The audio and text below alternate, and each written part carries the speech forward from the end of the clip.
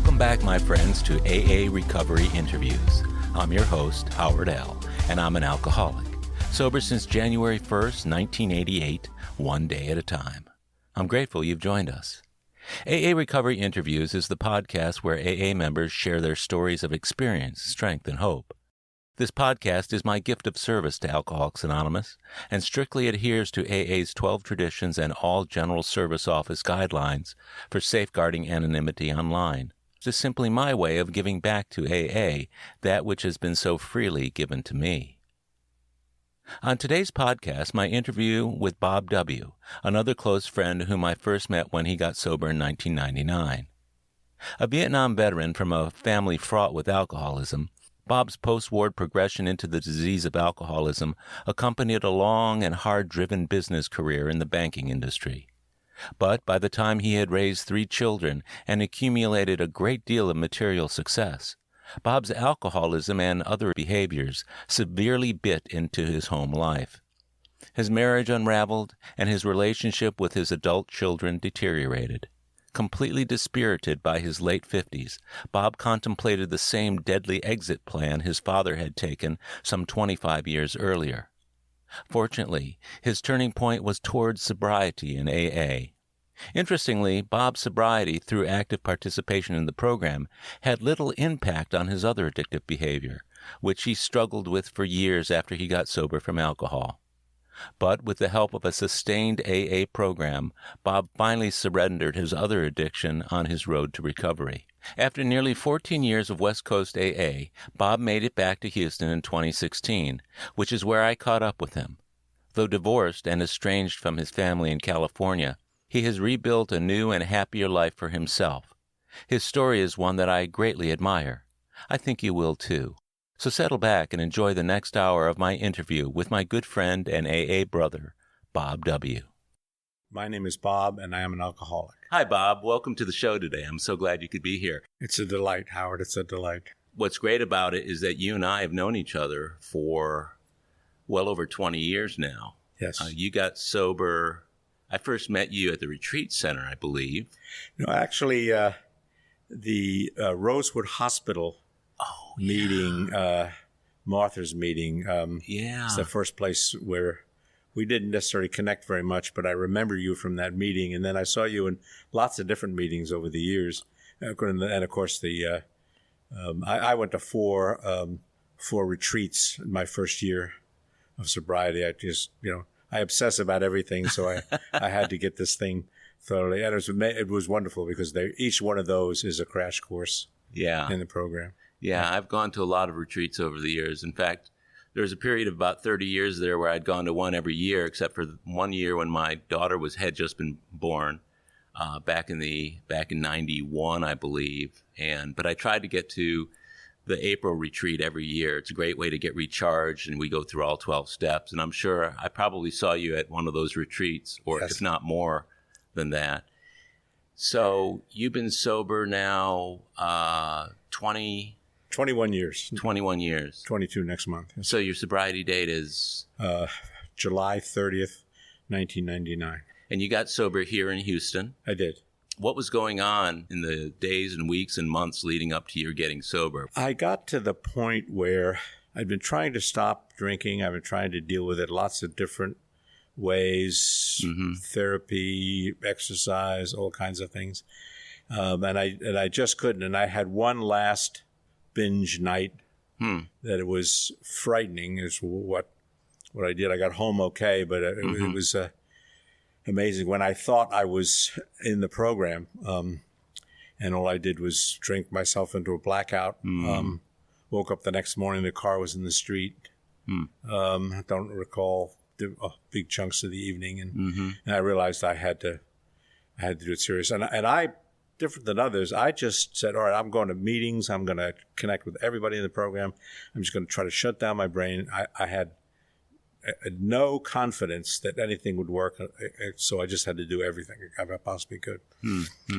Found a sponsor relatively quickly, and really did. And I went to 110 meetings in those first 90 days. And, retreats were very, very helpful because of the intensity.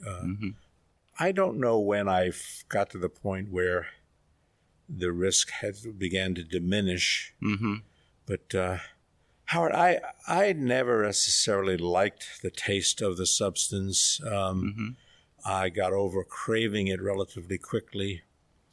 But the sensation between the second and third scotch, when everything turned beautiful, all problems dissolved, everything happened. Those issues continue to today. My body just desperately craved that sensation.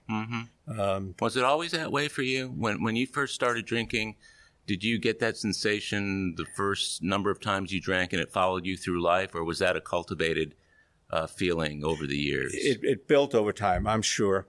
Let me back up just a little bit, if you could. I think as I was thinking about our conversation today, I was genetically and environmentally set up for this disease from birth. I grew up in a household with very little nurturing. At an early age, I learned how to hide. I learned how to obey all the rules so I wouldn't get in trouble. And that built to the point where success was necessary. Incredible effort and success was necessary to prove I had a right to be alive. And that set me up for my whole life. Who were you trying to prove that to? Well, initially my mother. Your mother. But it turned out to be literally everybody. I mean, really? it was just the whole. I had this sensation that you're just not good enough. You're just not. Did you get that from an early age? I mean, from a very small child. I think I had that from pre-consciousness. Really? But I have some evidence of it early on. But no, it started showing up in school. And the effort always was to prove. I'd come home from school with my report card, and my mother would look at it and say, "What did Richie Fagan and George Haas get?" The three of us were always the number one in the class. Yeah. So it was always a competition.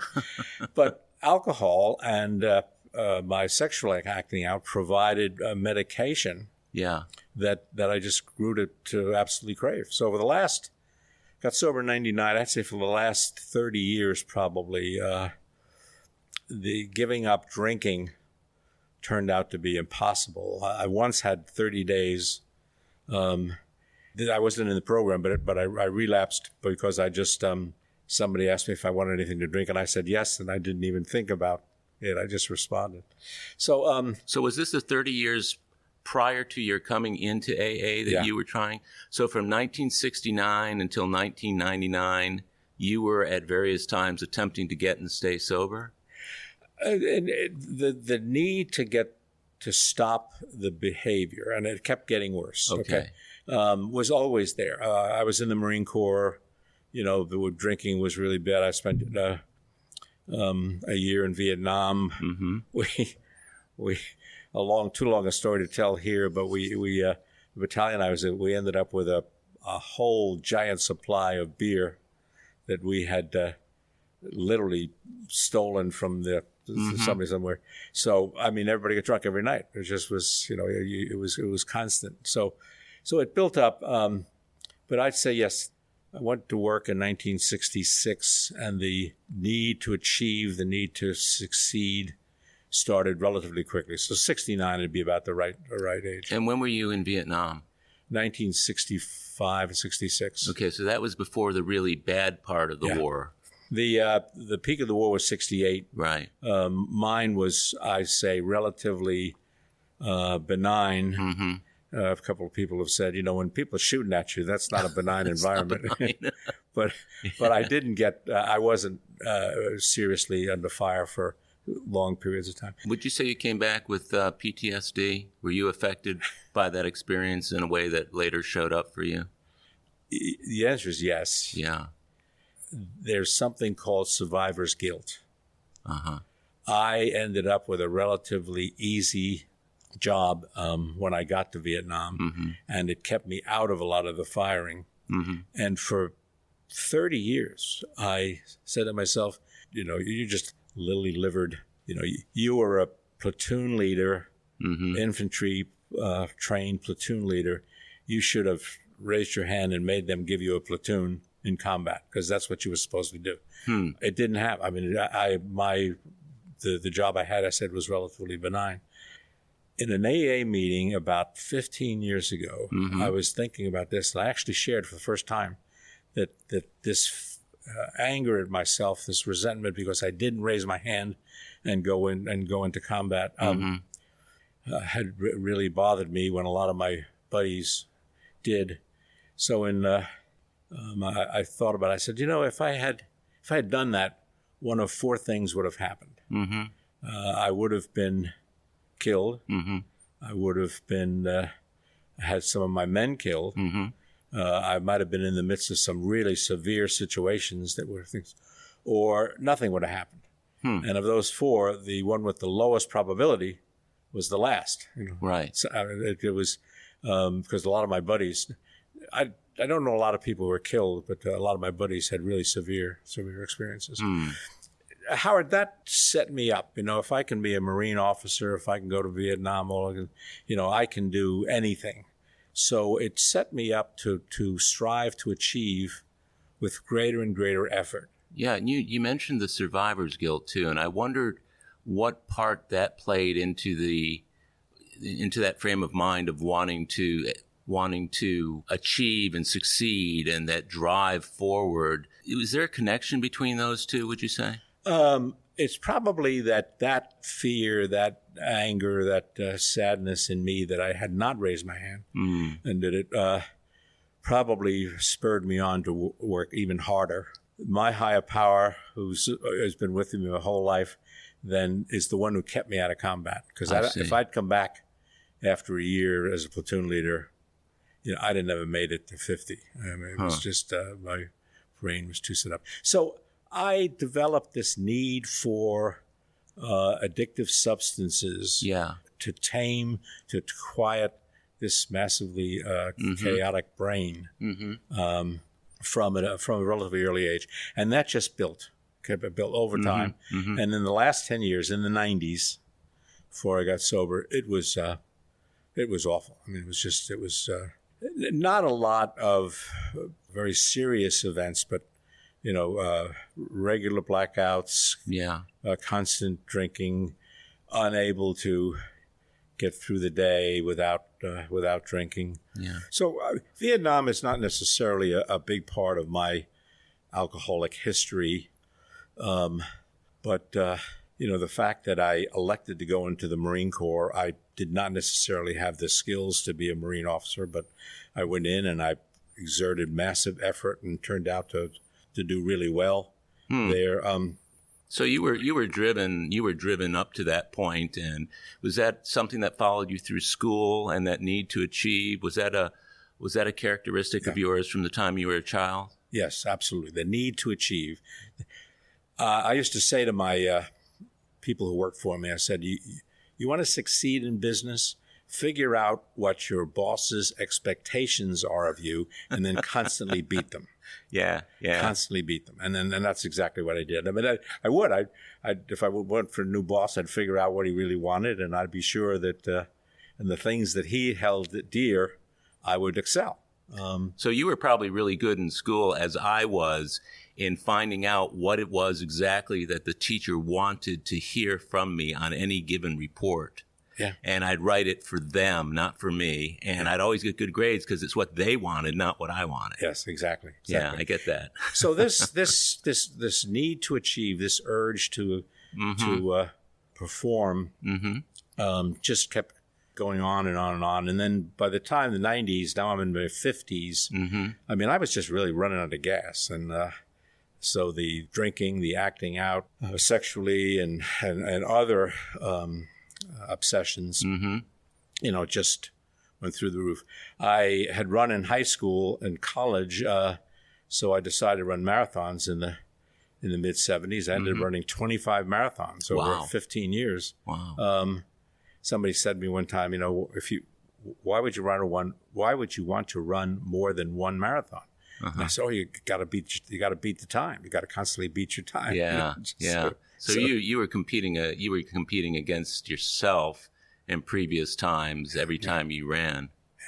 Now, when you got out of high school, did you go right into the Marines after high school? No, I was educated by the Jesuits, went to Holy Cross. Okay. And I joined into a reserve officer training program. It wasn't ROTC, but it was something like it the Marines had. Uh-huh. And I started my active duty when I graduated in 1963. Okay, so you got out of the Marines. Was that a 2 or 3 year commitment? 3 year commitment. 3 years. So once you got out of the Marines, what did the next several years look like for you? Well, I got married in 1964.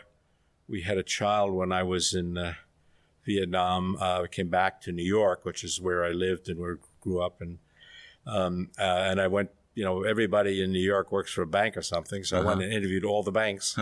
And this is a great story. Bankers Trust, where I would, their offer was $7,600 a year. Oh, my. All the others were $7,500. So I went to Bankers Trust. I think it was a typo or something. But it's fascinating how in the analysis I've done and the work I've done in recovery to go back and look at those, how that pattern of massive effort to succeed, just was constantly behind everything I did. Now, as you were succeeding, were you steadily moving up the corporate ladder at that point? Oh, yeah, absolutely. What did that ascent look like for you from the start? Well, in banking, I was in the corporate finance section. So as you got, you start as an assistant treasurer and then an assistant vice president, then vice president. It's about 2 years between those. Those are just titles and salaries and things. They moved me to Houston in 1974. They opened an office here. I opened the office, and then we liked Houston a lot, so I quit the bank in '78 and joined First City Bank here. And that's where I started in roles that where I had people reporting to me. I see. Now, had you more children by that point? Yes, 2 children in the 3 years that I got back from Vietnam. My wife and I were, I guess, pretty well suited because we had 3 children before our 4th wedding anniversary, and I spent a year in Vietnam during that time. So we took issues to stop the production line. So the kids were pretty close in age. Kids were all 18 months apart. 18 months apart. We moved to Houston. They grew up here. Did they? And initially, Howard, it looked like, Bob didn't drink more than anybody else. Just sometimes he can't hold his liquor, and different things would be said. I was always the guy who drank more than anybody else, and I always got a little sloppier. And the family was in complete denial. I mean, they saw it. My wife hated it, but she would, to this day, doubts that I ever really was an alcoholic. Did she ever say anything to you about it? Did she ever try and encourage you to cut down or stop? She didn't have the guts to necessarily stop me, but the normal refrain the next day was, I just don't understand why anybody would let themselves get in that condition. Okay. And I would always say, well, it just seemed like a good idea at the time. We grew up in New York in a very old world environment. Right. And the rule was you don't, the 5 rules of dysfunctional families. Yeah. Don't talk, don't listen, don't feel, don't fight, don't leave. Right. You never left. She should have left me in the first 10 years, but never did. Do you think that would have made a difference in terms of your drinking and the amount of time it took for you to get sober? Howard, the effect of alcohol and the other behaviors was so critical to my well-being. I mean, I still marvel at how I got sober and how the program worked for me in so many different ways in '99. Tony P. was my sponsor, and God, we talked forever in so many different ways. And I wanted to get sober, but I can't lay out a rational process of how it all happened. I just, one day at a time, just okay, I'm not going to drink today. Just one day at a time until it started to stick. Yeah. After 6 to 9 months. Yeah, I got that. So once you came down in '74, you have the 3 children, 18 months apart. Were you steadily drinking at that time, or was it still social drinking? What did your drinking behavior look like for the succeeding years? I had a few beers every night. It was mostly social drinking. Really? Uh-huh. But there were a lot of the social drinking turned out to be excessive I see. as well. Yeah, yeah. So how long did that go on before the drinking became really noticeable to your family and maybe to you as an emerging problem? The heavy drinking nights, and they weren't binges necessarily, but they got to be relatively quickly. Mm-hmm. They just were always there. My father was an alcoholic. He was. From his earliest days, he had blackouts that lasted days. He ended up committing suicide in the disease. He tried to get sober right after my brother and I were born, and he had some periods on the wagon, but he died in 1975, and the last 10 or 15 years were pretty bad. So you were already an adult with children and a wife when he committed suicide? Yeah. There was this. So I was 33. My kids were all in their preteens. Were you close to your dad at that point or not? You know, I've struggled with that. I can't say I have this massive love connection with him. Right. I respected him. Initially, I respected him. Yeah. I thought he was very brilliant, but he couldn't hold a job. I mean, he went from law. He was on as self-employed for a lot of periods of time. But when he committed suicide, I just was very, very mad. I sat with my brother at the funeral, and I said, you know, that son of a bee, I can't believe he did that. Look at that. He's got 5 grandchildren. He's got all this stuff to live for.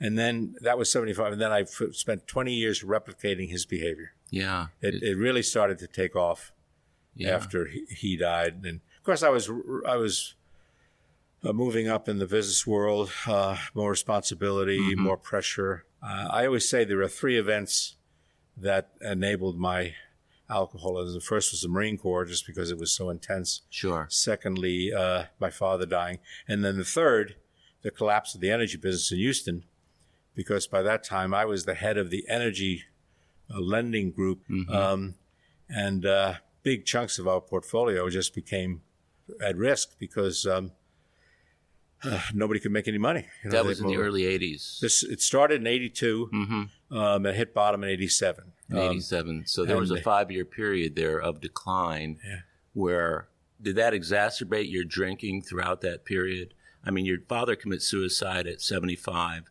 The downturn in the oil business is, let's say, 6 to 8 years later. Within that period of time, so you went from drinking over your dad and a lot of that being about that to drinking over what was going on in business. Yeah, Howard, I can't necessarily say I have evidence that there was a connection between those. It's just that as my life got more intense, as pressure built up, as the need to achieve became more and more difficult. Yeah. The need for the medication effect of all of my behaviors, it became really, really intense. So it started to come apart in the 80s. Yeah.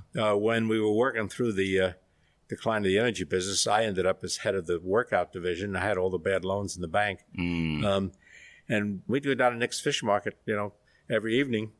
And they had a beautiful bar, and we'd just sit there and not necessarily every evening, but a lot of them, and just kind of rehash, what was happening during the day and so forth. And it sounds like, first of all, you were putting a lot of hours every day, including those hours after work at Nick's.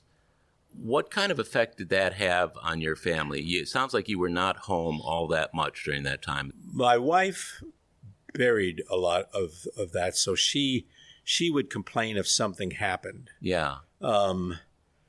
She'd tell me if I got drunk, I don't know why. I don't understand how anybody would want to get in that condition. Towards the end of the 80s, it would happen at Christmas holidays. She'd say, well, here's another Christmas holiday you ruined for me. And so she was upset by it, in denial. But Howard, I was just a screaming guy who, if there weren't any repercussions, if there wasn't any bad result, she could say everything she wanted to say. I wasn't going to stop. And so we started moving apart very actively in the 80s. And it got really bad in the 90s. And so the marriage was a marriage in name only. I see. But she just wasn't strong enough to have done what would have been necessary. And I always say to people, who are struggling with women struggling with a bad husband, I said, look, there's only one solution here. Throw a shit out on the lawn and change the locks. And that's worked for more than a few people I know. But at the end of the day, if you're achieving at work and if you're bringing home the big fat paychecks and you're living in the big homes and driving the big cars, that's a tough thing to criticize, irrespective of what's going along with it. Did you find that to be the case? I think that was probably part of her ability or willingness to tolerate all of it was that, yes, we were constantly moving into a higher standard of living because of my success. The alcohol impacted my success, but not very dramatically. I never had a situation where I got called down for.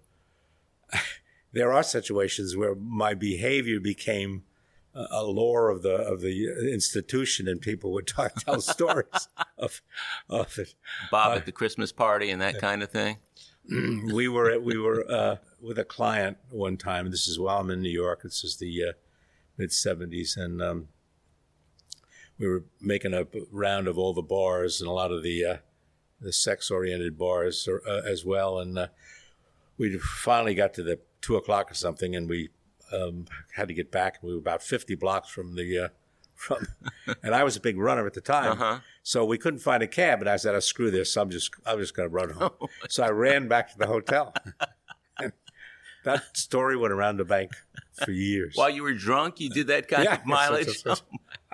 I mean, I could have fallen down. I don't remember it. I mean, I just don't remember. You were just a guy in a business suit running along the road there. You don't see a lot of guys in business suits, just running down in Manhattan, especially at 2 a.m. But my behavior, both when I was drinking and when I was not drinking necessarily, could be outrageous. I mean, there's a story you guys heard of me chasing a ref across the floor of the Astrodome after one Texas high school football playoff because he'd made a bad call on your son. My son was on the team, and it was a bad call. We lost the game as a result of that call, and 20,000 people in the Astrodome, a lot of family, friends, business associates, and everything.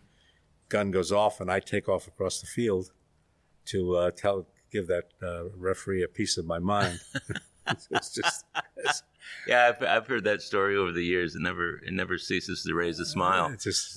So you mentioned that about your son, and I understand and heard about the impact that the drinking had on your wife. How about your children? All right, let me go back here a little bit too, because I moved back to Houston in 2016. Right. We had been in California for 12 years. My wife wanted to move out there, so when I was no longer a full-time job, we went out there. It was 2002. I really never liked California at all. No. The meetings weren't necessarily as good, and I missed a lot. I came to Houston a lot. So in 2016, I decided I really wanted to spend more time in Houston. Right. So I said to my wife, "Look, I'm going to get an apartment in Houston, and I'll live here, but I'm going to spend most of my time in Houston." My kids heard that, and they went ballistic. Dad's abandoning Mom. We got to circle the wagons, protect Mom. So I ended up getting divorced. Right. And the divorce was finalized about a year later. I believed, my home when I grew up was such a dire place that I was going to have the happiest and best home life ever when I grew up. So I see. I went out of my way to make it a very nice place for my wife and kids and enjoyable. But my acting out kept getting worse and worse. And I never understood or never recognized that it was having a significant impact on them. And when I did this, I think that they just said, well, that's it. That's the end of it. The only thing we needed Dad to do was take care of Mom. He's not going to do that now. He'll be gone a lot of the time. So we're going to circle the wagons. So these are adult children who are saying this after all those years of them growing up and either you not being there or you being there and being drunk. They were in their 50s in 99. My through 20 years of bad drinking before that, I always was drinking too much. The kids would have this thing if they were at a family party or something. One of them would say, "Get Dad's keys. Get the keys." So one of them would come up and stick his hand in my pocket, take the keys, so I wouldn't drive home. So there were probably dozens and dozens of these kinds of situations, Howard. So when I made the decision in 2016, their only thing was take care of Mom and goodbye, Dad. And to this day, that I don't have any contact with them very much at all. Did they feel like you, before you left for Texas, did they believe, or was there a sense that you were taking care of her all along, or was it just that when you moved to Texas, that was the straw that broke the camel's back? My wife had a better standard of living than anybody in her family, a lot of her friends, and so forth. Yeah, so I absolutely took care of her. I mean, there was a standard of living that she enjoyed. Right. Nice cars, and then when our kids had gotten married and they had we had grandchildren, 5 grandchildren. She loved that in so many different ways. Where were you during all of that? Well, I was in between California and Houston. Yeah, I get that, but from when as they were younger and they were going through school and then graduating and doing what they were doing and getting married, where were you in the universe? I was generally around. I traveled a lot all the time. I mean, from earliest days, it was when I first started traveling. It was every third week, from Sunday night to Friday night. Wow. And we were covering Michigan and Ohio for corporate finance. So yeah, I always traveled. I was gone a lot. So you could drink. You could drink virtually whenever you wanted with impunity while you were on the road. And frankly, I did that. Eventually, did that at home. You did. It was just awful, and so it was. So I think that they had been experiencing this behavior for most of their lives, and they probably all had incidents in their head that they could think about where something really bad happened and they were involved in some fashion. Sure. And I'd never put all of that together till I started doing the work in 2016, 2017. I was working with Tony P. and then Dan E. Yeah. And we went through, and all of a sudden I started realizing, oh my God, I thought we had this wonderful family because we had all this stuff, and they had this, and no, the reverse was true. All of them were saying all the time, we got to take care of Mom. We got to protect Mom. We got to. Yeah. So when I left, it was absolute. That's a great tragedy for me. There's a lot of sadness associated with it. I'm sure. With all of you and with the program and the network of fellows that we all create in the program. Yeah. I've learned how to. If I had not decided to move, if I'd stayed in California. Yeah. The piece I left out is in the latter years in California, behavior patterns started to show up. I wasn't drinking. Yeah. But behavior patterns that did exist when I was drinking. Yeah. So rage events where I got really so mad and was raging, or when I would excuse a particular event that was obvious, and I would excuse it in my head. While I was drinking, I just didn't even think about it very much. But I could see that this was deteriorating, that California wasn't providing a really firm base. So I moved here to get my program back in track. And if I'd stayed in California, sometime in the last 3 or 4 years, some bad things would have happened. So now, I've left out one very significant piece of all yeah, this. sure. Is that I was also acting out sexually for a lot of this. And from the 80s on, there was a increasing level of activity with mostly professional women, women who saw sex as a profession. Right. And then when I got sober in 99, I stopped that for about 4 or 5 years. But we were in California, and I think the pressure there, I completely relapsed in 2004. And the next 10 years were just awful, god awful. So even while you were staying sober, I was not drinking alcohol, right? But I clearly was using sex as a way to medicate feelings. We'll be right back. My friends, if you're enjoying AA recovery interviews, I invite you to check out my latest audiobook, Alcoholics Anonymous, the story of how more than 100 men have recovered from alcoholism. This is the word-for-word, cover-to-cover reading of the first edition of the Big Book, published in 1939. It's a relaxing yet meaningful and engaging way to listen to the Big Book anytime, any place. Have a free listen at Audible, iTunes, or Amazon. While you're there, search for my other audiobook, Lost Stories of the Big Book, 30 original stories from the first and or second editions missing from the third and fourth editions of Alcoholics Anonymous. It's an engaging audiobook that brings these stories to life for AA members who've never seen them. These timeless testimonials were originally cut to make room for newer stories in the third and fourth editions. But their vitally important messages of hope are as meaningful today as they were when they were first published. Many listeners will hear these stories for the very first time. It's also available from Amazon as a Kindle book or in paperback if you'd like to read along. You're going to love it. And we're back. So you were acting out at that point, Yes. Even though you were sober. I'm trying to kind of wrap my mind around putting this together, the time frames here. So you're drinking, you're raising up in the corporate world. What was going on in 1999, around 1999, when you first got sober, that made you come to AA in the first place? I was the head of the Houston office, right, for a good bit of time. We had a young girl working for us who was 23, 24, and she came to me one day and she said, I want to take you to breakfast. So she took me to breakfast, and she reveals to me that she's an alcoholic and that she's been sober for 5 years, since her late teens.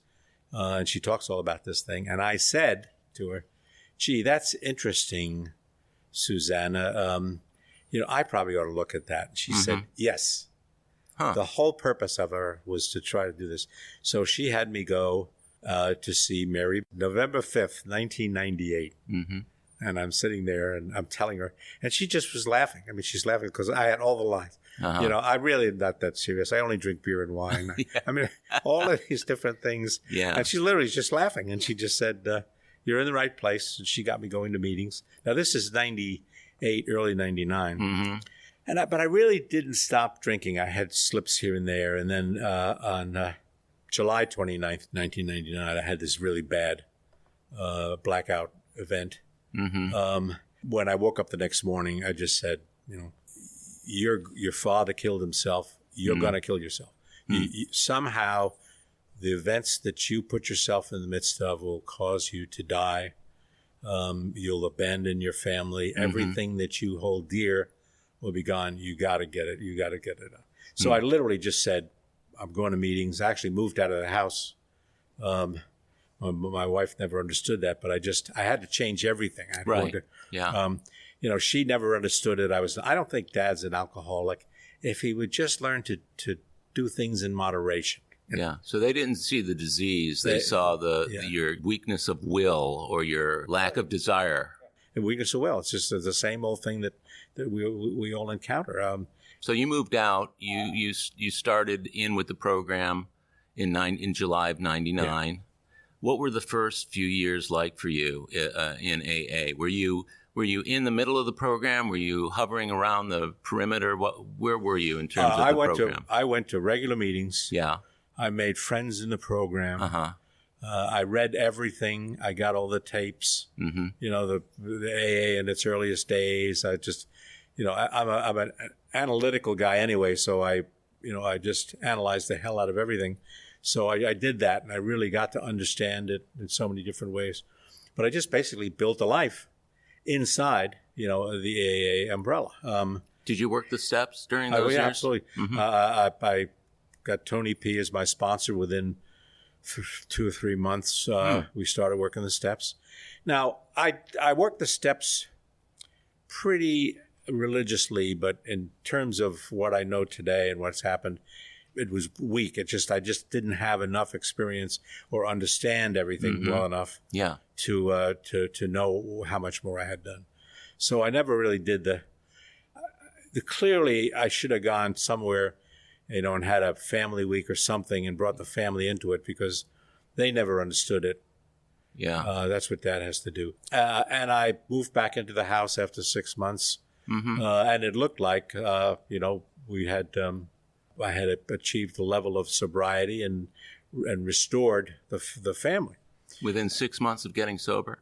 Within 6 months, yeah. But my brain really hadn't, you know, I was still in denial a lot of it. I wonder if when you look back at that, do you see that 6 months in AA versus all the years prior, do you see that as kind of an unrealistic expectation looking back?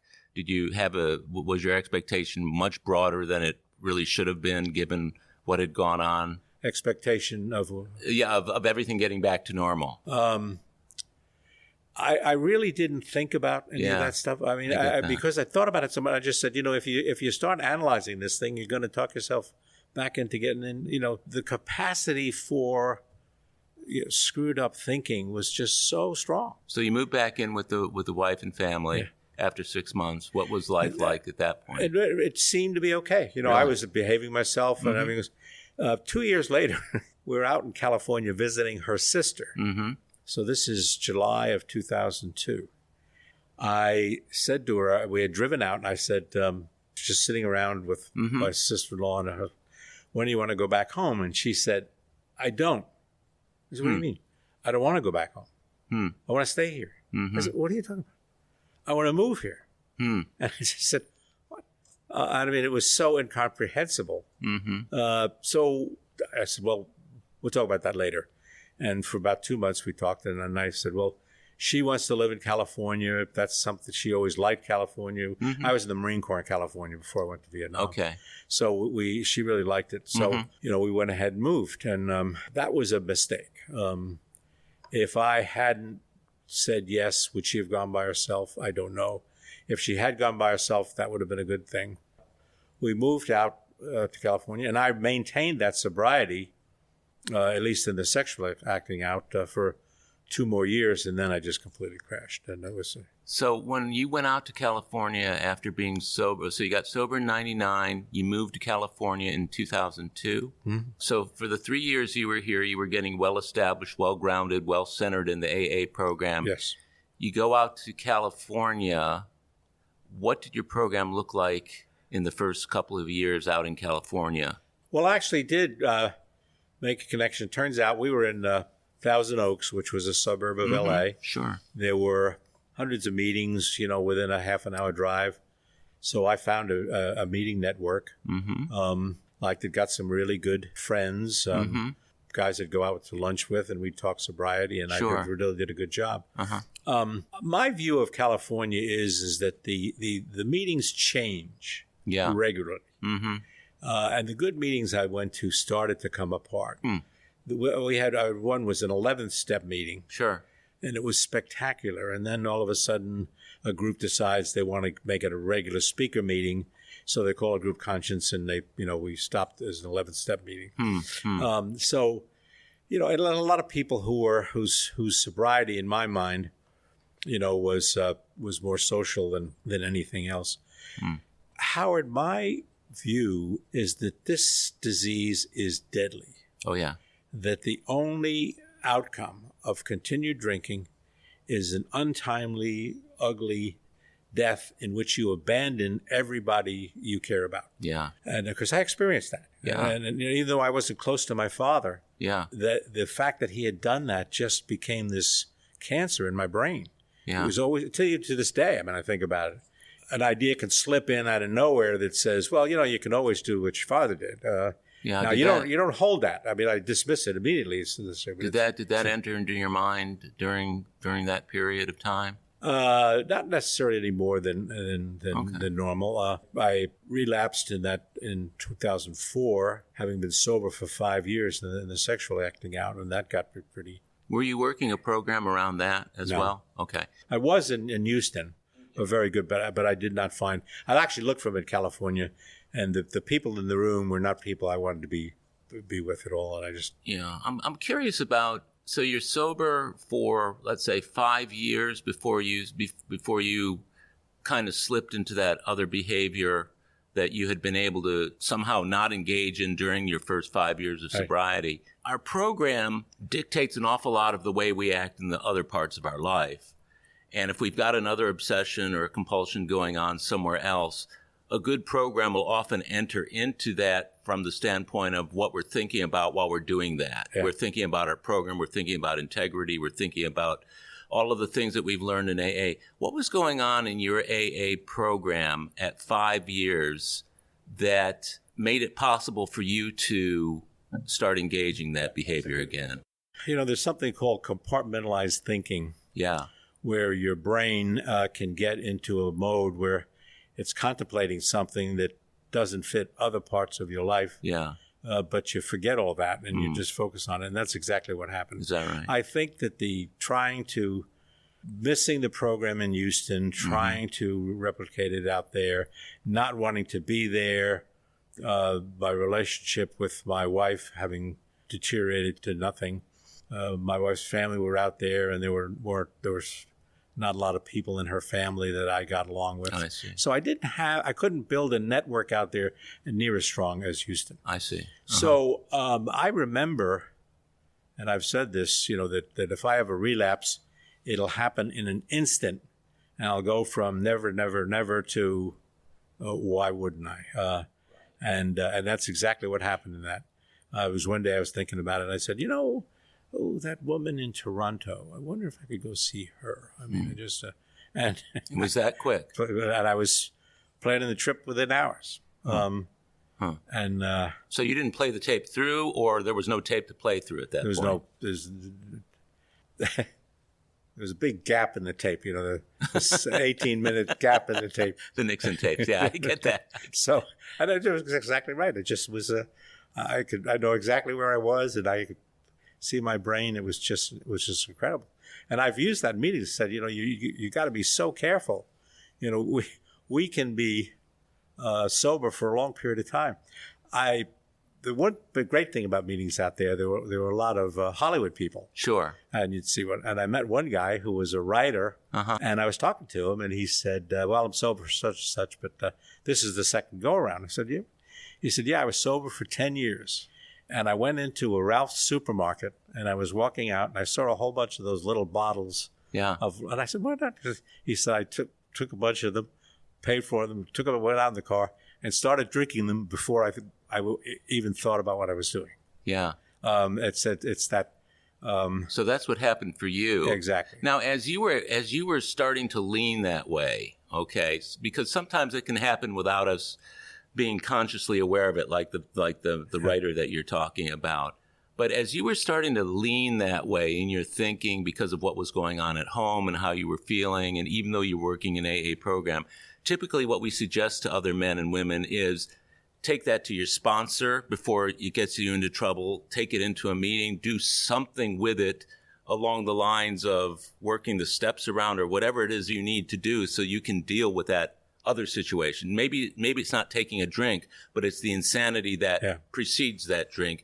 Did you share that feeling with a sponsor or with any close trusted friend in the program, or did you completely check out from AA with that thinking? No, not at all. One of my defects of character is isolation. I see. I think until I got back here, in 2016, I'd never called my sponsor. I'd get together, hey, let's have lunch. I'd talk to them with some regularity. But if something was bothering me, I never did that. Really? My brain just couldn't get there. Plus, that instant in which I had flipped, Right. On the other side of the flip, there was no talk to anybody. I'm just going to do it. Just going to do it. Yeah. And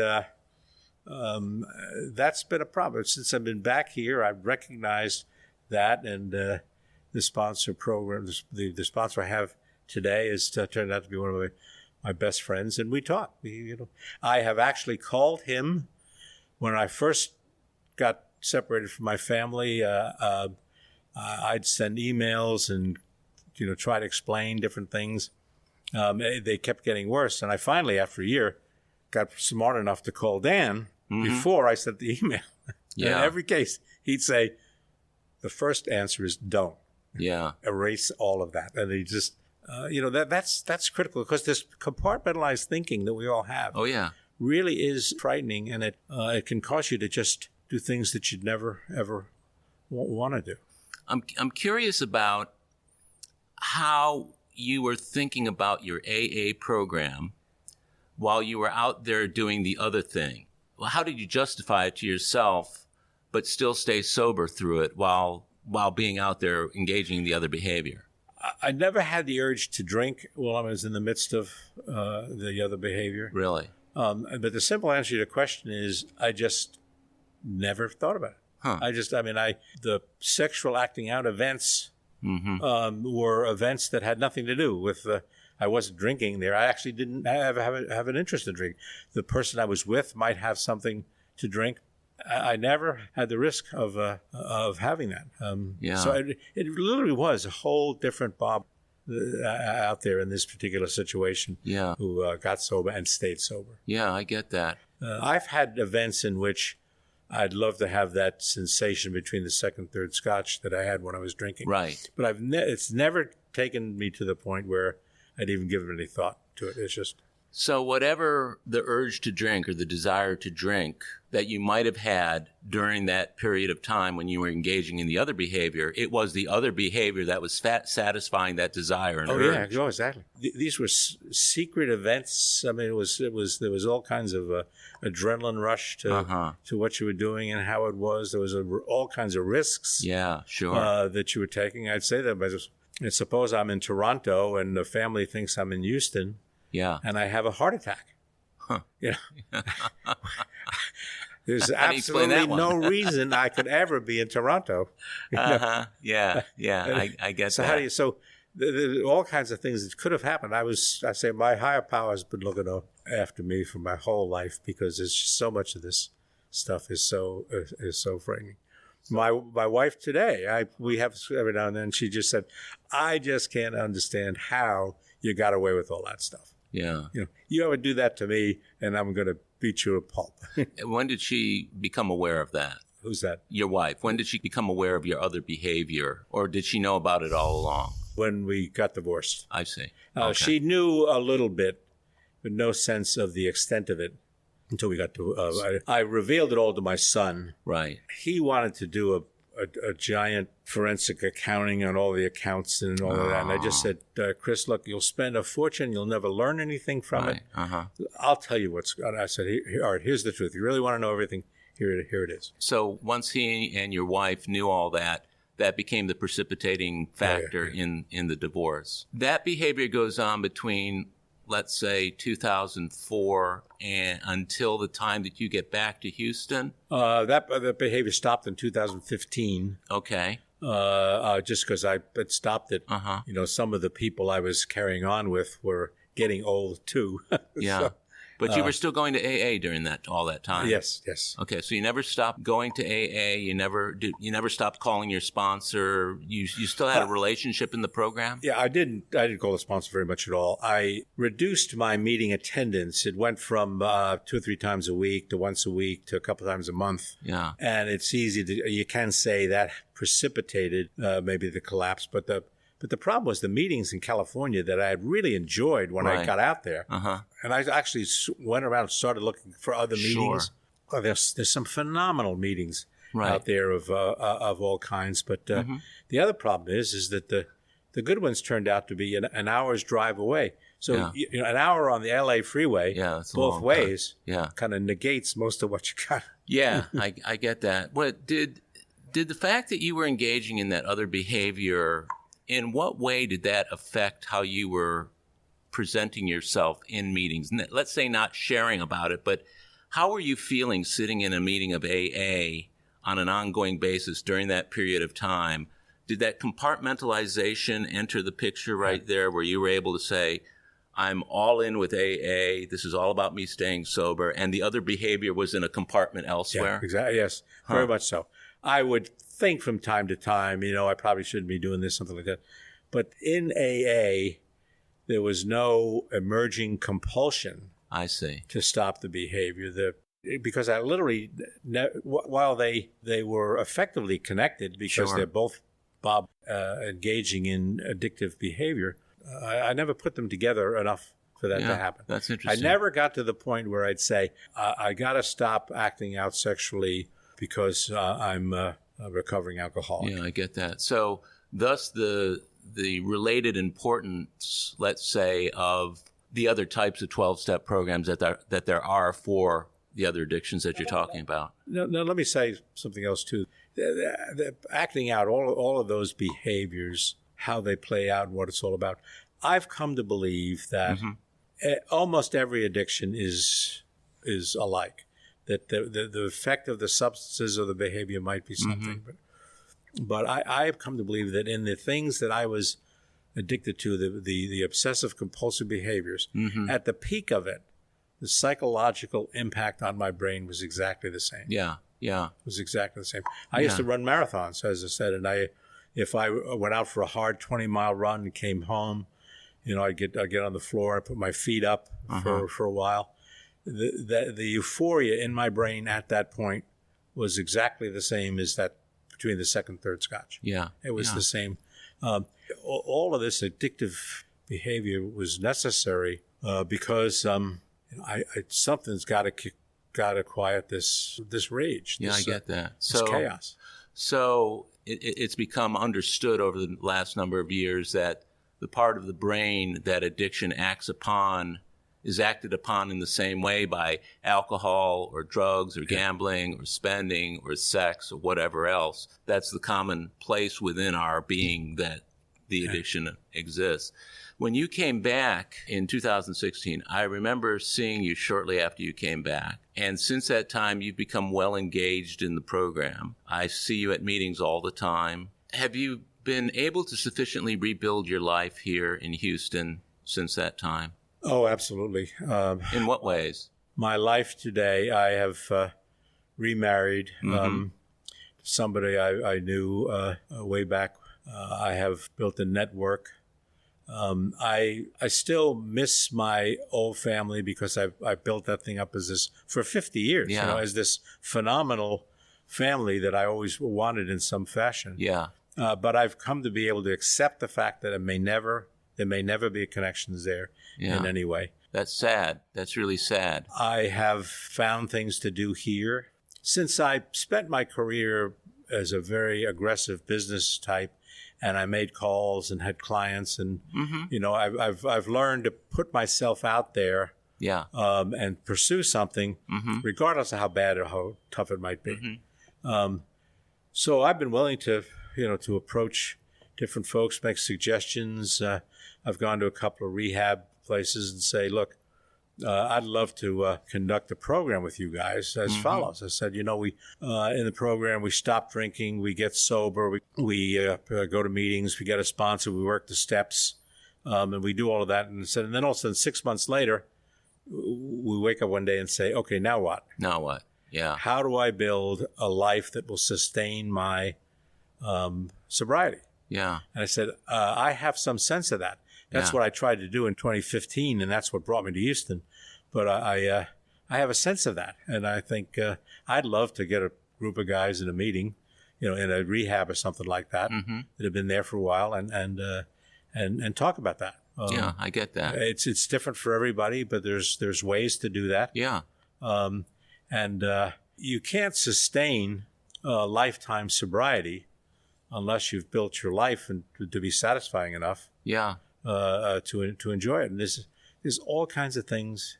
Yeah. And just look at all the guys in these rooms and how they deal with it, the things you hear, the things that happen in some fashion. Well, it sounds like you've had some great awakenings. Sure, you have some regrets about the past, but it sounds like maybe you've moved past those to the last 5, 6 years now, where your life has gotten considerably better than it had been for a long time. I am at the point now, Howard, where I firmly believe, while I have no forward calendar, I've spent my whole career always things in the future. Nothing's, no forward calendar whatsoever, that things will show up. Yeah. I really firmly believe this, that the opportunities will show up that I can do. Yeah. And these are just activities like you're doing with this.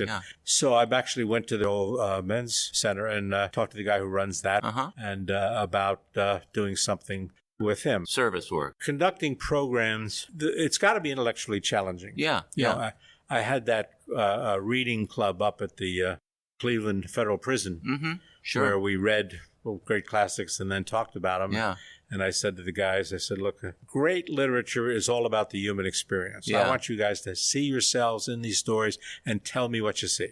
And it's unbelievable how, we would sit around and talk about. So we're reading the Odyssey, we're reading, Grapes of Wrath, all these, and these guys who, some of them may never have read a book before, just really enjoying it. So that's a lot of fun. And I will find those things to do. Yeah, and you presented something when you first came back to Houston that I was involved in, where you had the opportunity to write about something that you're passionate about because you have a PhD in mythology, and where you started to explore the connection between mythological stories and the kind of stories that we create within the program. I wondered if you could just give our listeners a little bit of a feel for what that is. It's excellent. Mythology is the study of belief systems. Yes. In ancient societies, belief systems were conveyed through story. Yes. Later on, they're conveyed through treatises and religions and all different kinds of things. But even today, there's and every human being is a story, and it's an aggregation of stories. And and there are millions and millions of stories of all kinds. I got this degree that shows how that plays out, what it's all about. The story's not ancient, and myth is not wrong. Right. It's just maybe a story that happened differently than it was conveyed. So when I came to Houston, I actually got together with you, and you asked me would I write something for the website. And I remember saying, I don't know about that. But I went home, and about the next day I said, it'd be a great idea to link the hero's journey to our different journeys. So we started doing that, and it's called The Ultimate Hero's Journey. The hero's journey is an individual, a group, community, or something are in distress.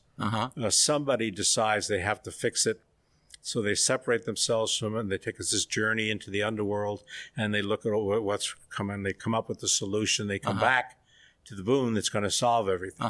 But it's behind all of us. Every one of us is a hero's journey in some fashion. So I started writing these, and we ended up doing 75 of them. I originally thought I couldn't come up with more than 10 or 12, but it's unlimited how they come up. Paul Young and some others have said the unexamined life is not worth living. The way to recovery is through the pain. A lot of great stories, epic stories, start out with a distress. The Divine Comedy, the Inferno, starts out where Dante is entering the forest at the darkest point. That's where we all start. I mean, we enter this process through this low point in our lives in some fashion. I get it. And we grow into it. And if we do the work, we do all of it, and we got to go down into the underworld. We have all kinds of different things.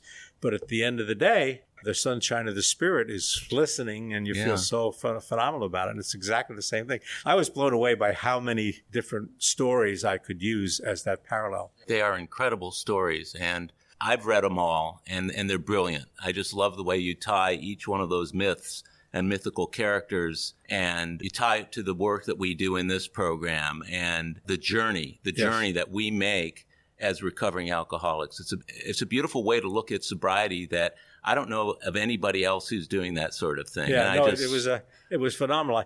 I use the example sometimes of The Matrix. Yeah, because everybody's watched the movie The Matrix, and Morpheus, the head of the rebels, gets with Neo, and he said, "Okay, Neo, red pill and a blue pill. Take the blue pill, wake up tomorrow morning, believe whatever you want to believe. Take the red pill, and I show you how deep the rabbit hole goes." We took the red pill, right? And we began the journey, and then what Neo has to go through to get to the point where he can effectively challenge the Matrix. Yeah, that's beautiful. That's beautiful. And that's a good way to kind of wrap things up here, Bob. It sounds to me like AA has made a big, big impact in your life. And we very few of us realize how significant this really is. Yeah. We have defined the way an aggregation of the human species can be together, where every piece is different. Right. It's all things, but for some reason, and in our case, it's to not drink. For some reason, it just proliferates and grows. Oh yeah. In some fashion. So it's absolutely unique in so many different ways. Yeah, and I love the fact that you're able to illuminate that in a way that sets it right out there in living color. Yeah. And you do a beautiful job of that in meetings when you share. I love going to meetings with you. I love you. Thank you. When you left town in 99 or whenever it was you moved out to California, it's like 1 week you were there and the next I didn't see you anymore. And then when you came back and people said, "Bob's back in town." I said, "Which Bob?" They said, "Well, Bob W." And I thought, I know several Bob W's.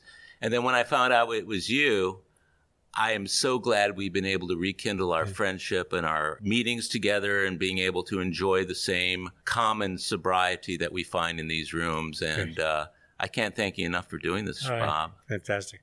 I love you too, Howard. Thanks a lot. Thank you. Well, my friends, that's a wrap for this episode of AA Recovery Interviews. Thanks to Bob W. for sharing his story, and thank you for tuning in. If you enjoyed AA Recovery Interviews, will you help me spread the word by recommending it to at least 3 people you know? That includes sponsees, friends, loved ones, and anyone else seeking a rich and meaningful listening experience. As the number of listeners grows, this podcast should be of help to more and more people. Of course, you can follow us on Apple Podcasts, Google Podcasts, iHeartRadio, Pandora, Spotify, and other podcast providers. You can also visit our website, aarecoveryinterviews.com, where you can listen to every interview, share your comments, and also contact us. If you want to email me directly, it's howard@aarecoveryinterviews.com. The next episode of AA Recovery Interviews is on the way, so keep coming back.